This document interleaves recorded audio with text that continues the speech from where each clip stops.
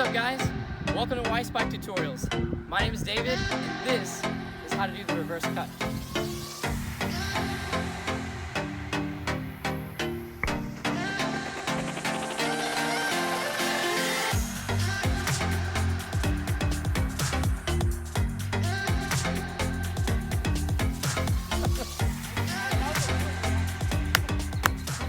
You hear that? He said that was a real reaction. We got 5 points today. Toss, contact, follow through, how to practice, and when to use it. Let's get started.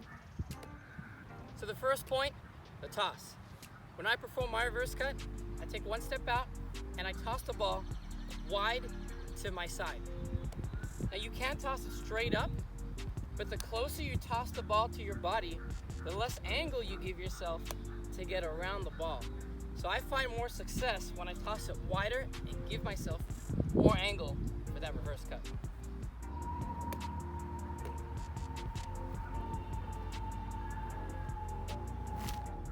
All right, point two is the contact. Once you've taken your step out and you've done your toss and you've performed your swing, you're gonna wanna make contact around the side of the ball as opposed to over the ball like you would for a regular cut. Looking at the ball from the server's perspective, imagine you're seeing a clock, where 12 o'clock would be the top of the ball and 6 o'clock the bottom.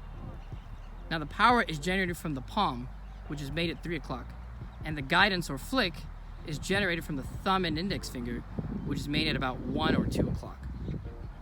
Now this is a really strange way of making contact with the ball, but it stems from a curveball that you throw in baseball, where the thumb and the index finger do all the heavy lifting for that spin generated on the ball.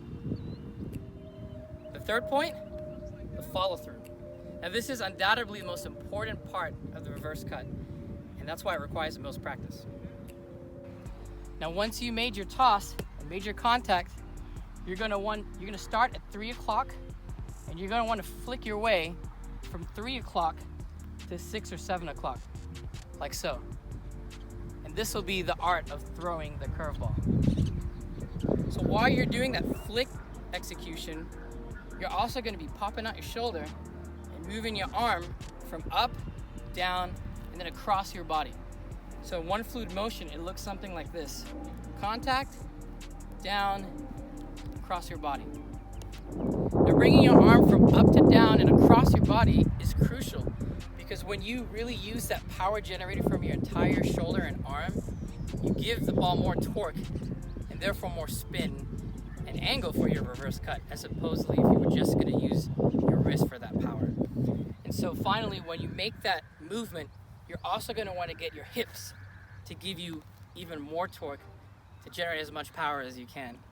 And so that's why it's going to look very mechanical. It's going to go up, mid, down, and across.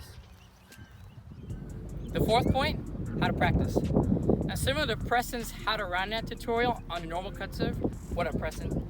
The best way to practice a reverse cut is just by throwing it, because it's so important to get familiar with the fluid motion of actually cutting or reverse cutting the ball without doing a toss and then a contact, because it's a lot harder to get all 3 points down at the same time than just getting it developed one at a time. So what I like to do is I like to even go on my knee and start really close, because again, the power isn't what we're dealing with here, it's just the formation. And so we get near and just have a wall behind you. The best way to practice is just like that. And so all you need to do is just keep throwing the ball at the wall and do this as many times as you can until you're familiar with that fluid motion, and then you can move on to steps 1 and 2, which is the toss and the contact, and then hopefully putting those 3 together will get you your reverse cut serve. And finally, the fifth point, when to use it. My only point here is to make sure you have a really effective cut serve before you start practicing your reverse cut serve, because the best way to get somebody on the reverse cut is by making them sure that you have a great cut serve. Because if they're going to cheat wide right for your cut serve, it gives you a lot more opportunity to cheat them on their left with the reverse cut. Now it's not that easy. It took me about 5 to 6 months to develop my reverse cut serve to where it is today.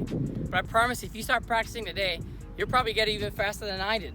And I promise you, when the time comes when you land your first reverse cut surf cleanly on the net in a tournament, people are going to respect that.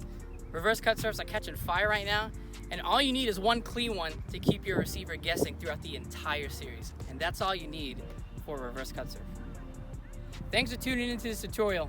Please like, share, subscribe, and follow us on Instagram at WySpike. And leave a comment in the comment section below. Let me know how long it takes you to develop it, or let me know if you have any more questions. But get practicing, and we'll see you at the next tournament soon.